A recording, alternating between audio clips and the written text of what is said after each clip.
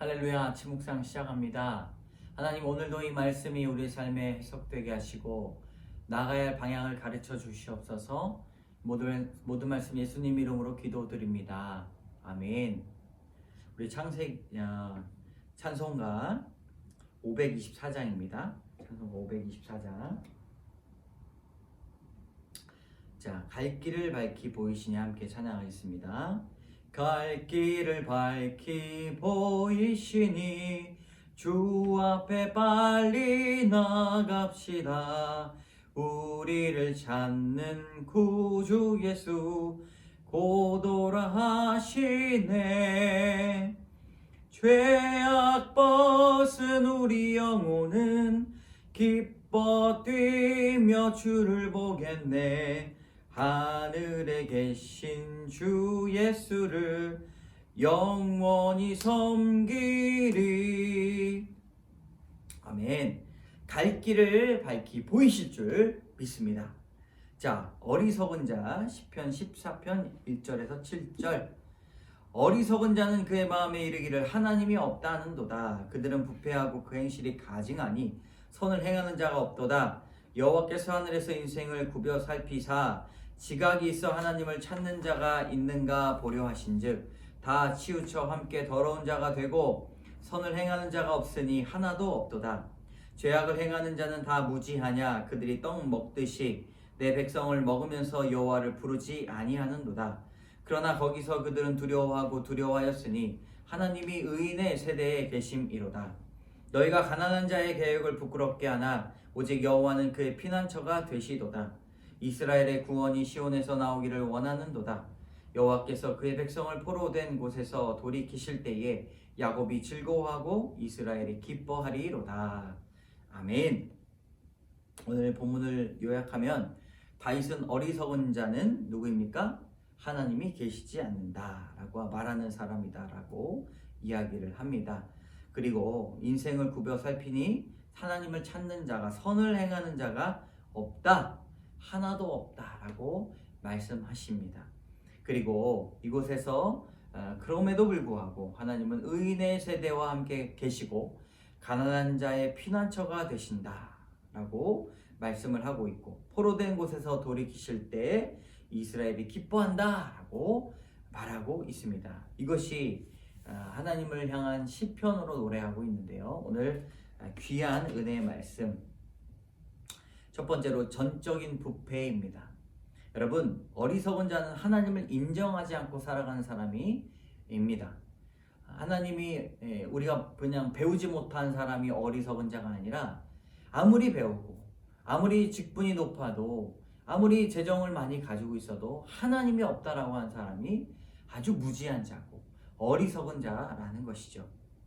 하나님이 없다라고 말하는 사람은 자신의 위치를 망각하는 사람이고 또 가증하고 부패한 현실에 자신의 삶이 소견이 옳다고 말하는 사람입니다.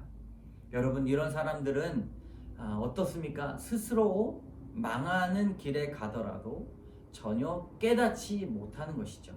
왜냐하면 하나님이 계시지 않기 때문에, 그 기준이 없기 때문입니다. 하나님께서는 선을 행하는 자가 하나도 없다. 여러분, 이것이 우리의 상태입니다. 하나님을 안다고 하지만 하나님을 아는 것처럼 행하지 않고, 하나님을 믿는다고 하지만 하나님을 믿음으로 나아가지 않는 전적인 부패. 나는 다행이지, 나는 감사하지 라고 끝나는 것이 아니라 나는 하나님 앞에 전적인 타락한 사람입니다 라고 고백한 것, 부족한 사람입니다 라고 고백하는 것이 중요하다는 것입니다. 그래서 우리는 날마다 말씀을 묵상하며 지각이 없고 부패한 나의 인생을 놓고 회개하고 하나님의 말씀을 통해 깨닫고 말씀을 붙들며 살아가야 된다는 것이죠. 우리는 희망이 있습니다. 소망이 있습니다. 전적인 부패한 자일지라도 우리를 바르게 하는 공의의 하나님의 말씀이 있기 때문인 것이죠. 우리 적용의 말씀, 내가 부패한 죄인이기에 날마다 말씀을 묵상하며 주님을 찾고 있습니까? 여전히 버리지 못하고 있는 나의 의는 무엇입니까? 자, 세 번째, 가난한 자의 피난처입니다. 악한 자들은 그 악을 행하는데 적극적입니다. 참 사람이 아니길 포기한 것처럼 보일 때가 많이 있습니다. 짐승만도 못하다라는 이야기가 바로 그 이야기 아닙니까? 부패하고 죄되고 하나님을 전혀 알지 못한다 할지라도 사람의 양심을 지켜 살아가야 되지만 주변에 있는 사람들에게 피해만 주고 또 가난하고 약한 사람들의 계획을 부끄럽게 하고 좌절하게 만듭니다. 그러나 하나님께서는 누구와 함께 계십니까? 좌절한 자, 가난한 자들의 피난처가 된다는 말씀입니다. 상한 갈대를 꺾지 아니하시며 꺼져가는 등불을 끄지 아니하시는 하나님을 우리는 믿기를 바랍니다. 하나님께서 우리의 수치와 부끄러움을 깨끗하게 하시며 우리를 구원하신다.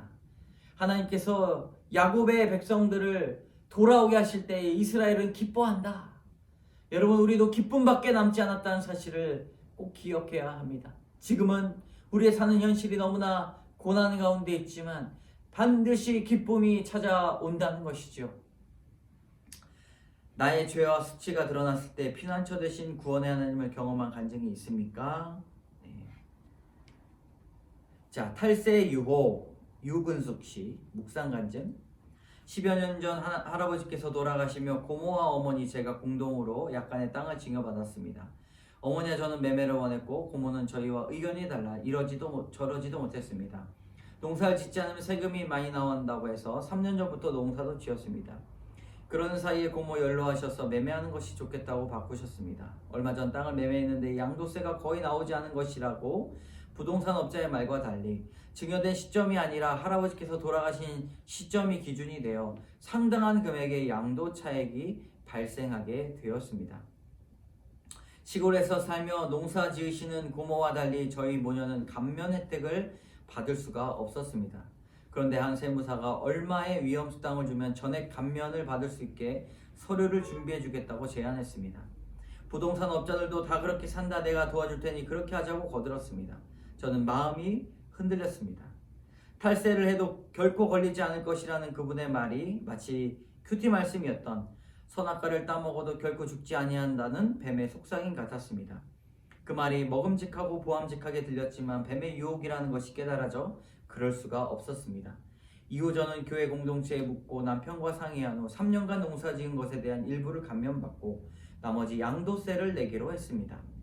만약 공동체를 통해 말씀을 삶에 적용해야 하는지 훈련을 받지 못했다면 돈을 우상으로 삼는 저는 탈세를 행하는 어리석은 자가 되었을 것입니다. 저의 부패와 가증한 현실을 덮고자 다들 그렇게 산다며 합리화했고 선을 행할 힘도 없었을 것입니다. 그 일로 주변 사람들은 바보 같다, 혼자 착한 척이다 조롱을 들었습니다. 하지만 저는 그보다 하늘을 굽어 살피시는 지각이 있는 자를 찾으시는 하나님을 더욱더 두려워했기 때문에 죄에서 돌이킬 수 있었고 피난처 되신 여호와께 피할 수 있었습니다. 참 놀라운 간증 아닙니까? 이분의 적용. 모든 세금을 미루지 않고 제 날짜에 맞춰 내겠습니다. 돈에 유혹되는 저의 연약함을 가족과 지체들에게 고백하며 기도하겠습니다. 여러분, 돈 앞에서 자유할 사람이 누가 있겠습니까? 이분의 참 이런 적용이 말씀이 있기 때문에 이루어진 건 아닙니까? 네. 함께 기도하겠습니다. 참 좋으신 하나님 감사합니다. 우리가 하나님 믿는다고 하지만 하나님 믿지 않는 사람처럼 살아갈 때가 많이 있고 하나님께서 굽어 살피사 많은 사람들이 하나님 믿는 사람이 없다라고 고백한 것이 우리에게는 경각심이 되게 하여 주시옵소서. 하나님, 우리의 폐부까지도 찔러 쪼개 우리를 바라보시는 성령의 역사가 우리 하나님께서 아실 수 있다는 사실을 기억하게 하시고 하나님, 날마다 선을 행하는 자들 다 되게 하여 주시옵소서. 하나님, 날마다 죄를 고백하고 긍휼히 여겨주시고 가난한 자의 피난처가 되시는 주님을 의지하며 날마다 더러운 죄악을 깨달으며 회개하며 감사와 기쁨을 누리는 자들 다 되게 하여 주시옵소서. 모든 말씀 예수님 이름으로 기도드립니다. 아멘.